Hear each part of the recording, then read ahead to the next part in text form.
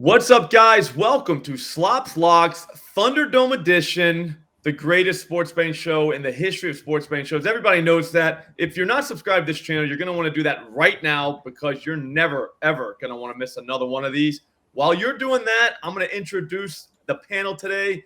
We have the band is back, basically, is all I'm going to say about these. The 10 to win 60K, I think it was, crew. That's us. We're here. The first one right underneath me from BetQL. The great Lucy Burdge. What's up, Lucy? Oh, hello. Hello, Eli. Hello, Slop. I am so happy to have the band back together. Eli, I did miss you, even though your sass on Twitter did not bring me down, although you tried to let me know about what place the Red Sox are in and what their record is and where they are in the division. But you know what? It doesn't matter because we're turning the page. And, the World Series will also occur next season. So I will say that there is always another chance to be in a World Series and to win a division. And in any event, I have no home run props for today. I know that last time I gave out a home run prop on an NFL show, and that was on purpose. But today I am not betting on any home run props. Yeah, baseball's over.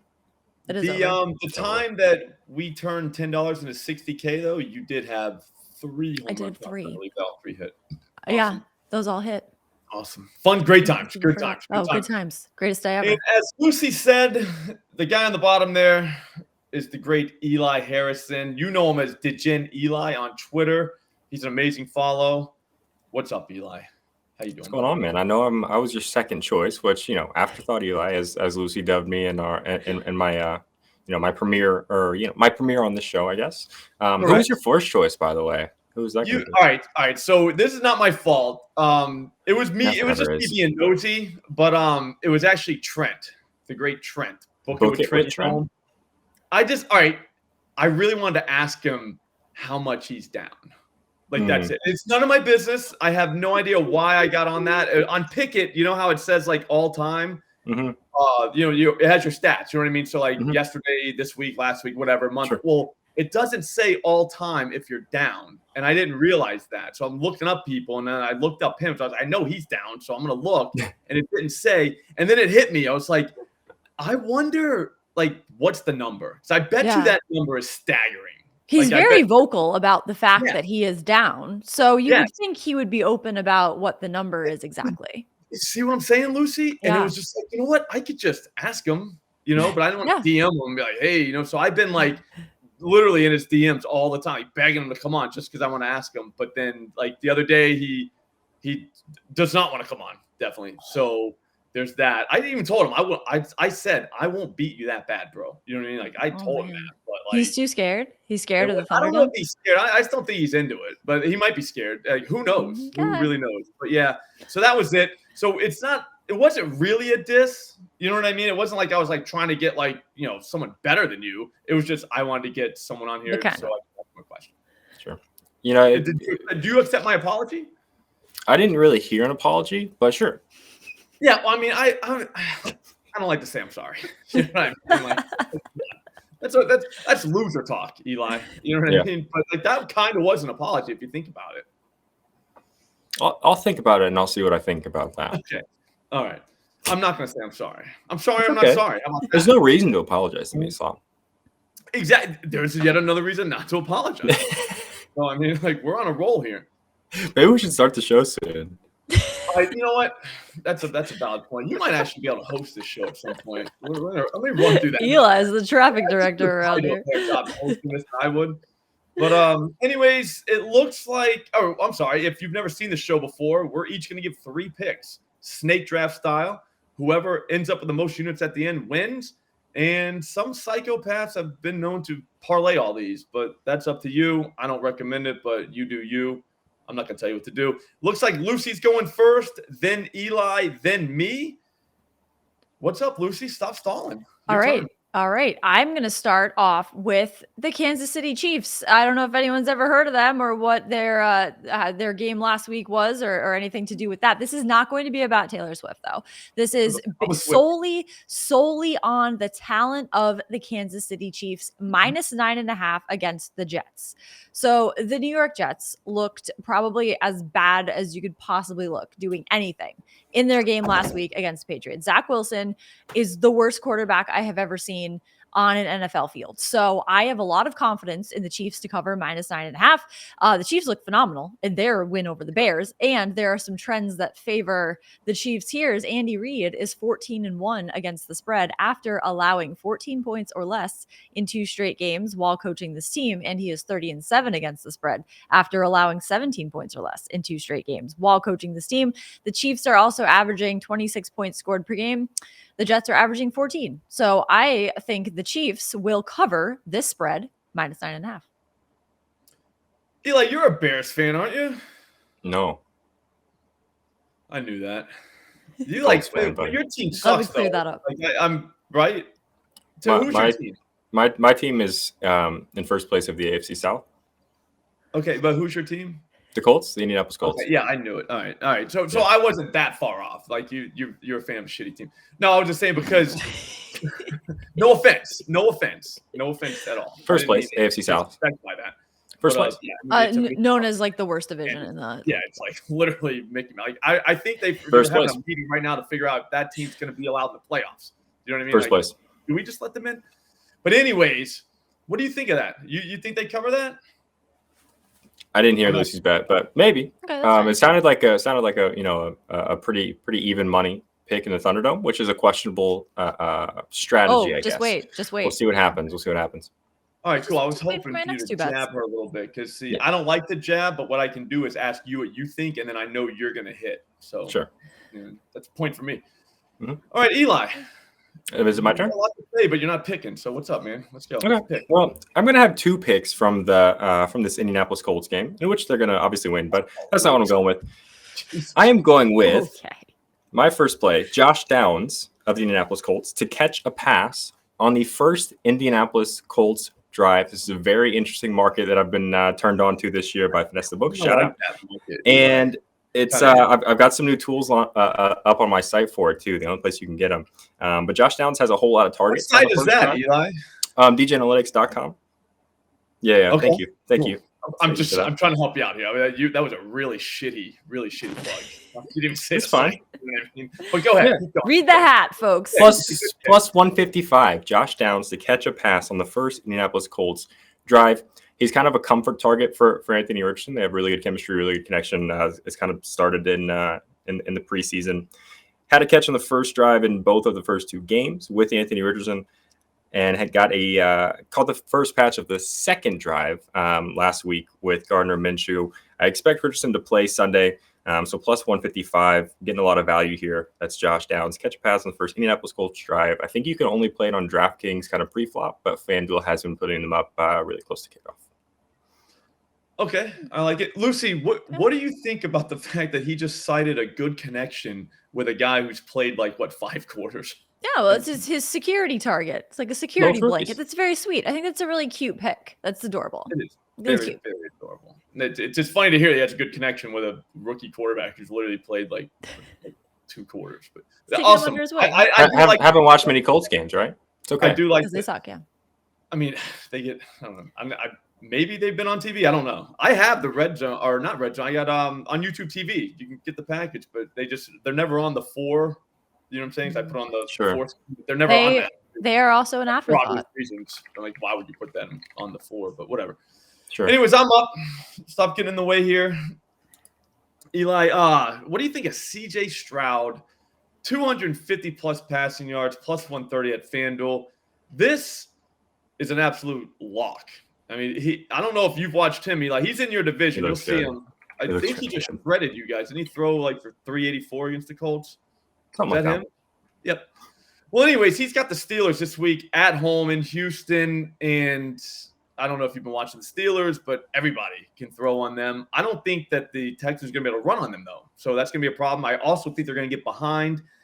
And a guy named Jimmy Garoppolo just last week in this exact game script threw for, I think, 320 plus. Doesn't matter. It's way more than 250 plus. So that's all we really care about here. But anyways, and Garoppolo had a concussion. From what I know, I don't think CJ Stroud has any brain injuries right now, probably. So 250 plus, no chance that loses. That might actually cash at halftime. What do you think of that, Lucy? You think that happens? Yeah, the guy named Jimmy Garoppolo, never heard of him, but he must be really handsome. He sounds really, really handsome. So, very handsome. Yeah. But he does have a brain injury, so that's a little bit of a tough go. So Not I great. think even with solid. the brain injury, 320 plus. So that's like, Impressive. I mean, I could have went 275 or even 300. Like, I'm probably gonna get called weak in the comments just because of that. But whatever. I'm on to my next pick. I'm 1-0 already. Why not go 2-0? Why not go Nico Collins, 60 plus receiving yards, plus 116 at FanDuel. Again, same thing. This guy plays for the Texans, so if CJ Stroud is passing for yards, someone's going to have to be receiving the ball, right? Here's the thing, though. The Steelers have been getting bullied all season. It's only been 3 games, but whatever, by alpha receivers on the other side. I think Amari Cooper went 90 plus on him. Brandon Ayuk had a career game on him. Devontae Adams last week was like set records against him.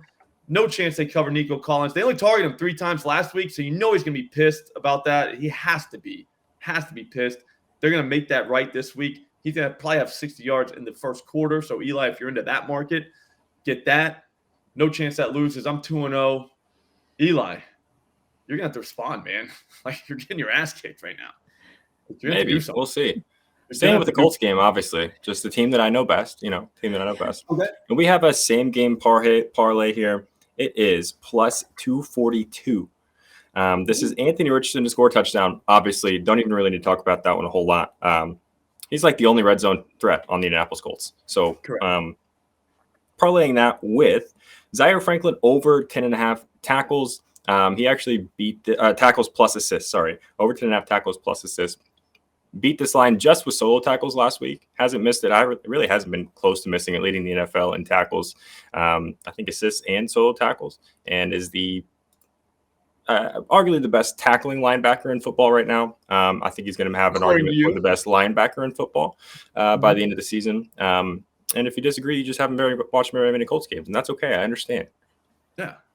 But that's a plus 242 on DraftKings. Anthony Richardson to score a touchdown. Same game parlayed with Zaire Franklin over 10.5 tackles plus assists. Okay. I like it.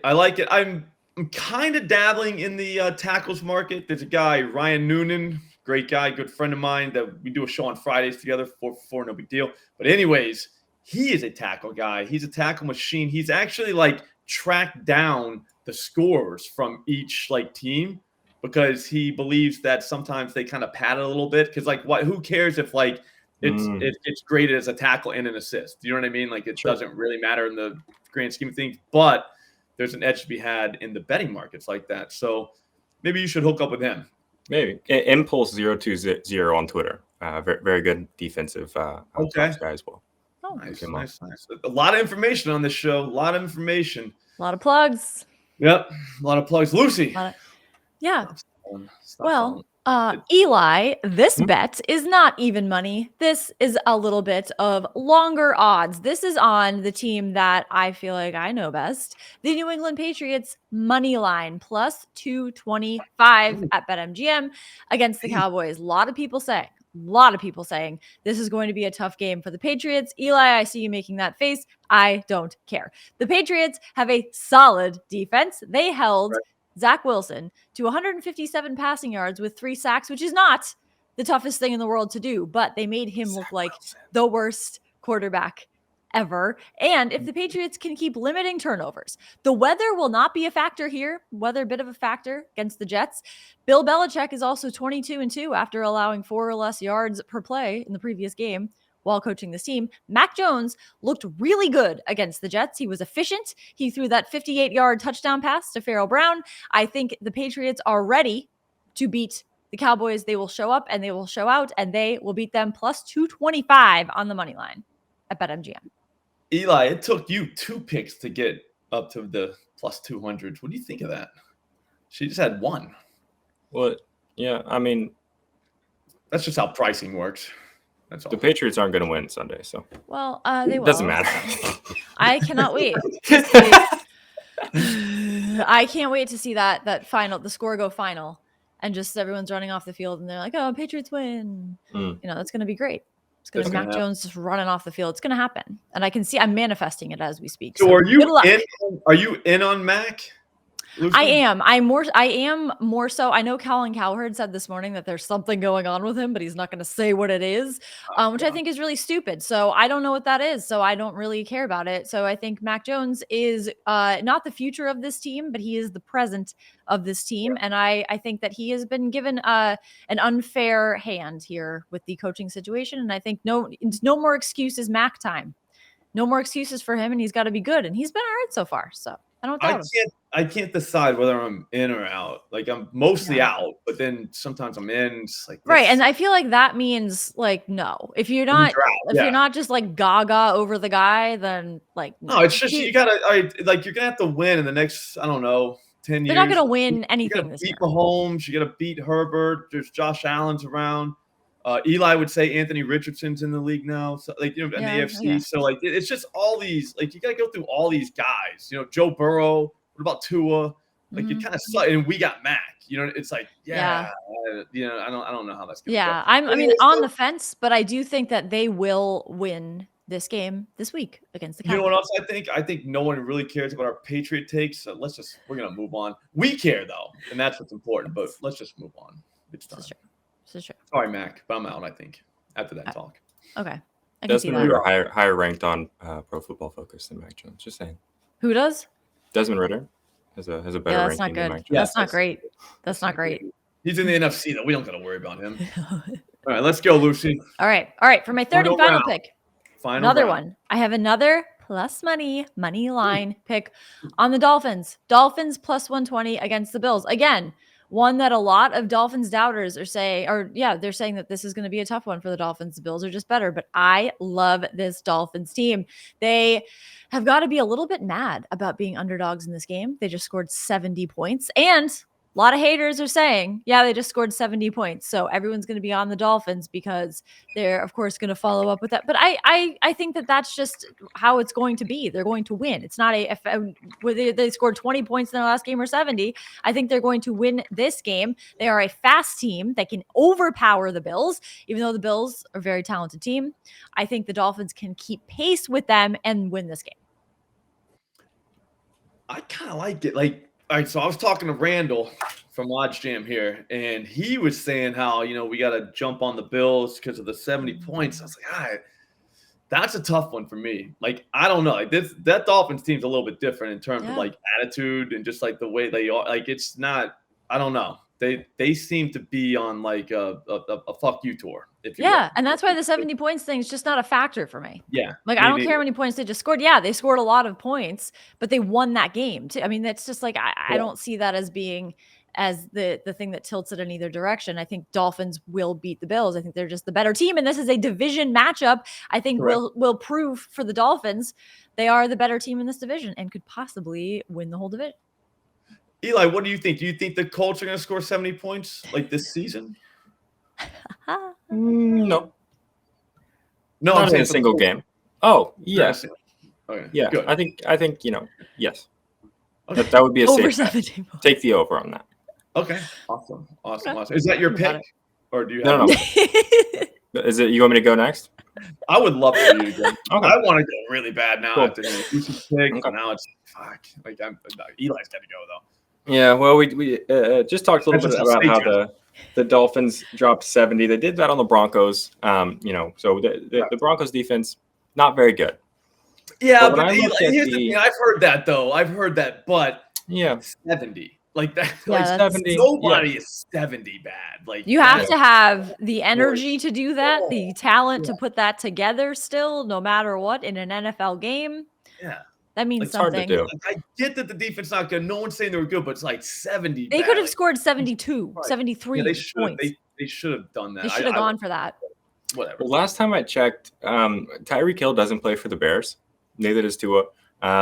So when I look at the weekly specials on FanDuel, and I see that the borderline high school football team that the Chicago Bears are at plus 2,300 to be the lowest scoring team on Sunday, I have to put money on that. I don't know if you guys have watched much of the Bears this season. No.